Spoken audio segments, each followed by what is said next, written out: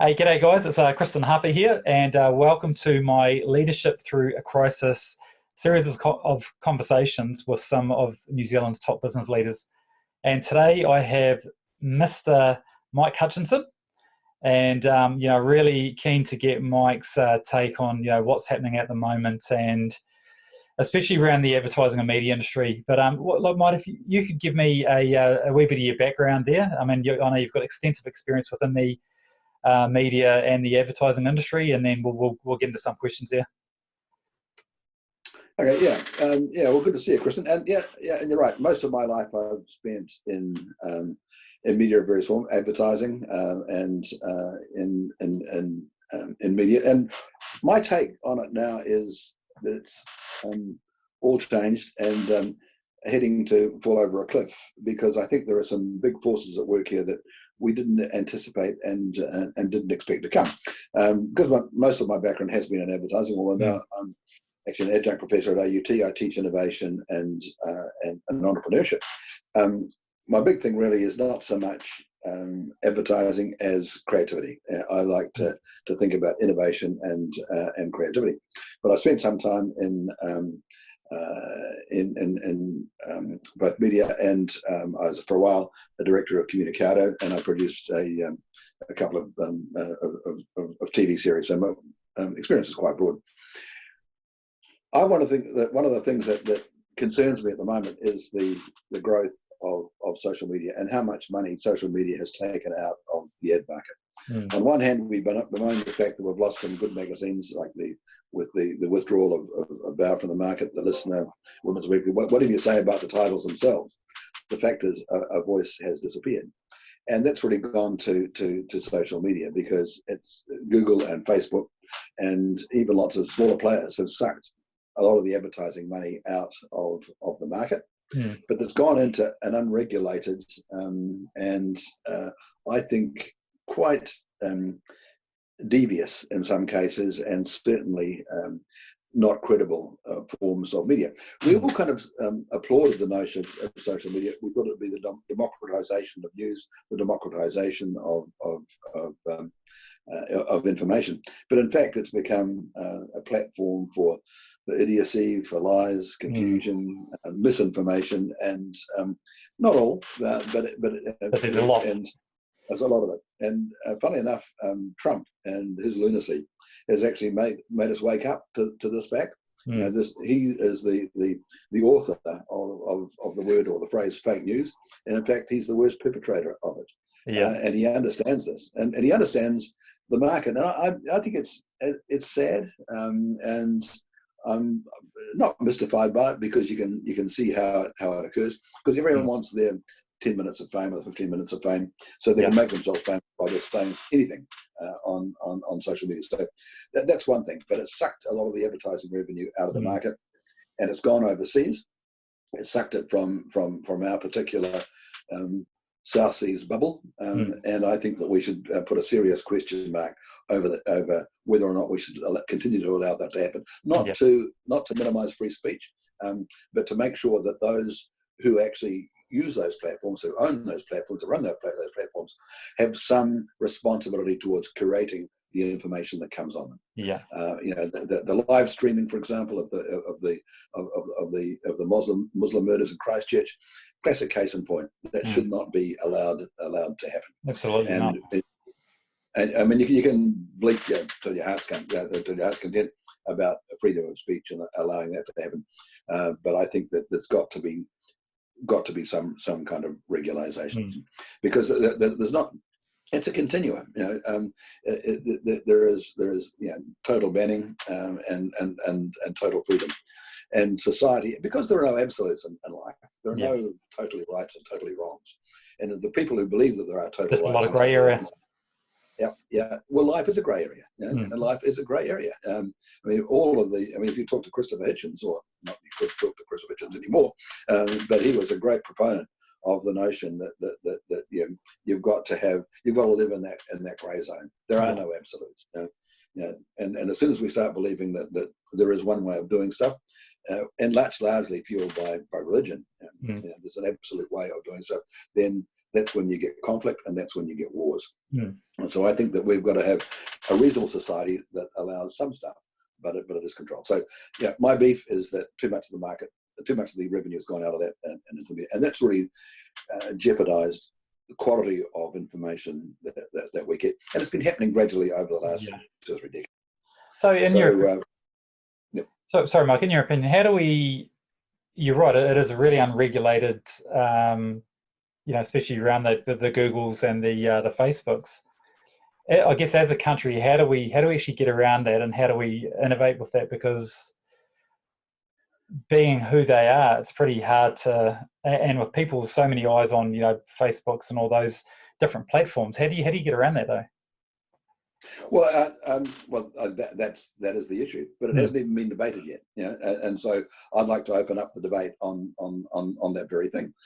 Over time, I think people will actually gravitate towards good news. Yeah, and I like the newsrooms and the spin-offs of the world. Good journalists who produce good stuff. For me, the stuff I subscribe to, like for example, New York Times or The Economist, and they not so much about reportage as about opinion. But it's opinion by intelligent people on intelligent subjects. It was interesting, and the States, of course, should start this process. I think it was President Eisenhower who was surprised to learn 50, 60 years ago that half the American population had below average intelligence. And so that it was totally committed. When you think about that and extrapolate in any given cohort, half of them will be below average. Of course, of course, the problem is that Trump knows this and he exploits it, and they vote for him. And this is the other thing that really scares me, that his basic franchise comes from the South, often evangelical Christian, and they will vote for him regardless. They actually think that he's the Messiah. They think he was sent by God to save them, and that's really scary. And for example, Mike Pompeo, Mike Pence, they're fundamentalists, and they've obviously forced Trump to do certain things, like for example, shift the Israeli embassy, the American embassy, from Tel Aviv to Jerusalem. Now, I don't have a strong opinion on that one way or t'other, but basically, Trump's loyal support base believes that Jesus Christ, or most of them believe that 42% of Americans believe that Jesus Christ will come again within the next 2 or 3 decades, and he'll arrive on a cloud in Jerusalem. And I'm told that they actually pushed the notion of shifting the embassy to Jerusalem so that they'll be there when it happened, and they'd all go to heaven in the rapture. Now, to me, that's just nutty belief system. No better than a bunch of Islamic fundamentalists flying an airplane into the World Trade Centers. So I think that there's a demonization of good information that's coming out of the States at present, and I think Christianity is killing the States because of that fundamentalist belief, and that's spread basically on closed media. And the thing I find interesting is I've been watching a wee bit of Fox. Sometimes I'll just put it on the Sky and I'll watch a wee bit of Fox, and then I'll watch a wee bit of CBS, CBNC, and CNN or NBC. CNN. Sorry, CNN. And I find it quite interesting how they communicate quite the opposite of each other, and it plays to those different audiences, doesn't it? Yeah. Well, I think, and in the end, I actually quite like RT and Al Jazeera. Al Jazeera is probably the fairest of the lot. And I think I'm pretty bit like you. I spend a lot of my time just scanning both CNN, Fox News. I like Vice Media. Yeah, and just mix it up a bit, because the truth is never with one person anyway. And so my beef again is that sadly they've sucked so much money out of it. We no longer get good journalism and good fair media, and a lot of it's driven by fundamentalist religious channels in the States and Fox News. And I just think hope and pray that will change over time. And I think that people will start to realise that yes, there is a lot of fake news, and yes, they will go to places where they do get the good stuff. So on the one hand, at a high level, there's no money to support good journalism and good media here. We don't even get the good ads we used to get. I mean, in the heyday of advertising, some of the best ads in the world came out of this country. Yeah. We're a very creative country. I did a thesis a few years ago, which because I wanted to examine this whole notion of creativity in New Zealand. and we are in the top 10 in the world by almost all the international indices on creativity. But for example, we're 6th in the world at authoring high-tech research reports. We're only 63rd in the world behind Senegal and Bulgaria about high-tech manufactured output. Yeah. What that tells me is that those who have got good ideas here have to leave to make it work. Yeah. You know, rather than split the atom in Manchester, you know, not in Christchurch. You know? So we have to, and look at the success of a lot of our business people. It's international, and I think our most valuable export, sadly, isn't primary produce and sheep and wool and meat and dairy. It's smart kids. Yeah. And I think that we've got an opportunity now, because I think that this bottom right-hand corner of the world is going to be one of the safest parts of the world to live in. Oh, yeah, I definitely agree on that.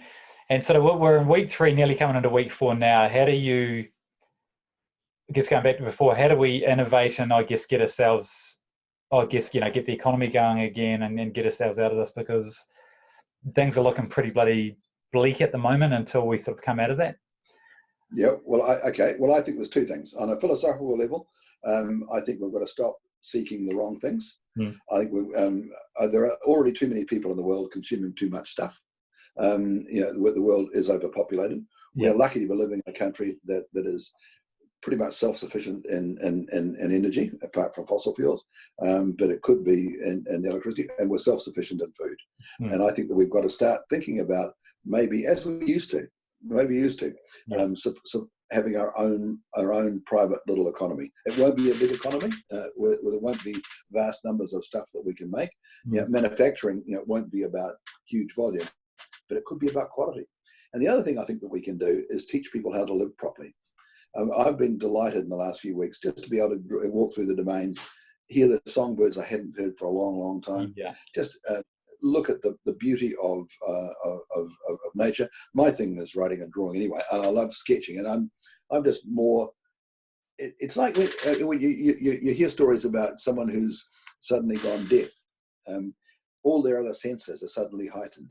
If you go blind, all your other senses, and somehow or other, this lockdown has heightened your awareness of really simple things, and I'm actually quite rejoicing it. So I think that I can see for myself and my family and what I do, a few months worth of life and income coming, certainly beyond later this year or next year.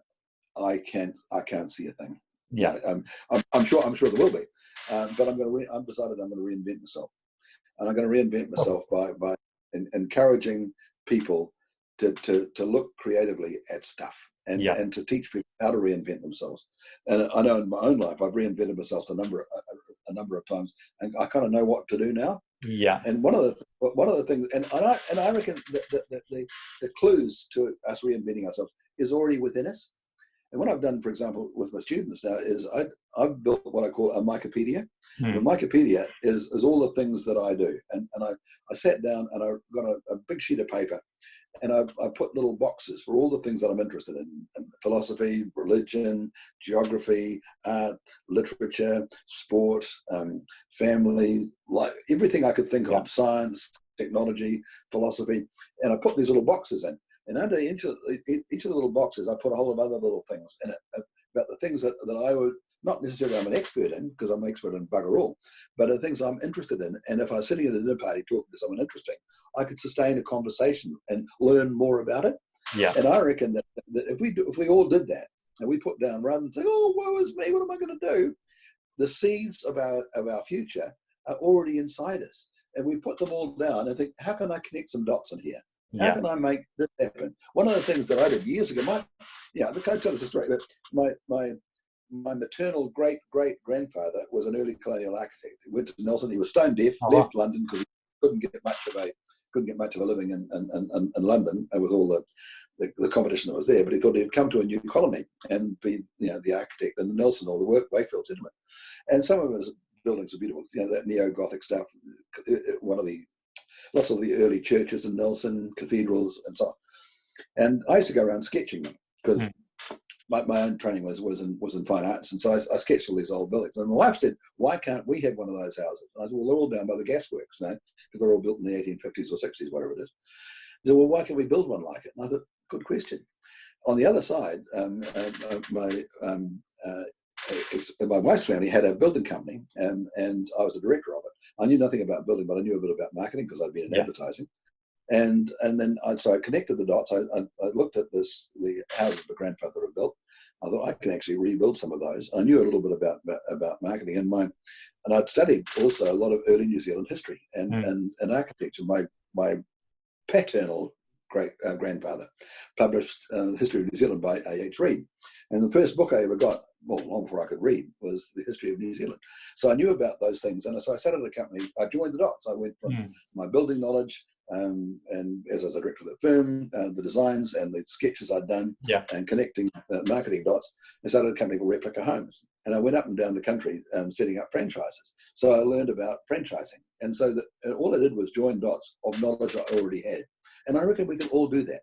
If we sat down, I'm sure if you sat down and did your own Christianopedia and put all the things that you know something about, I could connect that with that. The funny thing is, I've sort of done half of that anyway. We've got a bit of a board there actually in the garage there where we've sort of started doing that, because I found with this time, you're right, and it's a really hard, uncertain thing to go through, and a lot of people losing their jobs. There's so much that's going on at the moment, and even with my partner, she's in retail and supplies a lot of the stores, and her business is just bloody cut in half right now. But we're looking at it going, we can either sit here and wait for shit to happen, or we can actually, get really creative and just keep looking forward and keep looking, use this as an opportunity and take this time at home to actually sit down and actually try and map things out a wee bit.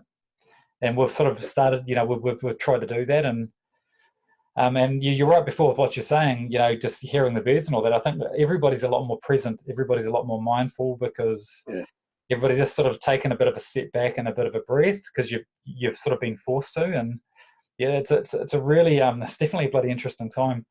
And Mike, just finally, what advice would you give to other leaders right now? I mean, we're all going through this sort of bubble at the moment, and there's going to be a lot of other business owners and leaders out there. What advice would you give them right now? Be human. Slow down. Take a good look at what you're doing. Start creating rather than accumulating.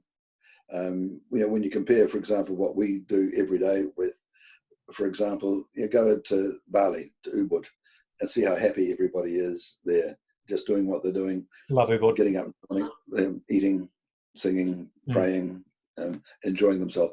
And I think we should be almost reinvent, how do we become a self-sustaining little economy in this country? Because, I mean, as I said before, there are already too many people on the planet. We already consume too much. Let's not do that. Let's just enjoy nature, and how do we preserve this spaceship that we're on? And think about, and then how does that work? How does anti-growth work? Because we can't keep on growing. It's a mindless, senseless thing to do. So you think about, how do we do that? By sustaining. How do we sustain rather than grow? Because it's going to be tough for a few years. And if our ambitions are predicated on more and more growth, there'll be riots in the street. There'll be wars. I mean, already people are taking up arms in the States and trying to get back to where it's going to be a huge disaster in the States. And I think that will transport itself around the world, because this is so unprecedented, and people haven't thought through what it really means. So I think stop and take a deep breath. And the other thing is too that in fact I wrote a column about it the other day. We don't want technocrats and accountants fixing the economy without fixing the world. The world's broken. Let's fix that, because it isn't just about the economy. It isn't just about taxation and the books, because it won't keep on going what it was. And we're letting people without the imagination imagine the future is by definition imaginary. We should not allow people without imagination to imagine it. So I think that more creativity is. A mate of mine said the other day, after 9/11, a friend of his who was a film director in Hollywood was asked by the TA to come and tell them what scenarios might happen. Because it was the writers that they turned to. They didn't turn to the FBI and the CIA to figure out what's going to happen. They turned to people who could see over the horizon. Oh, wow. The things you learn. Anyway. Awesome. Hey, Mike, thank you so much for your time. Really, really enjoyed having a chat with you, mate, and all the best for the next wee while, and we'll speak again soon. Oh, good on you, mate. Well done. Cool. Fantastic. Cheers, mate. See ya. Yeah.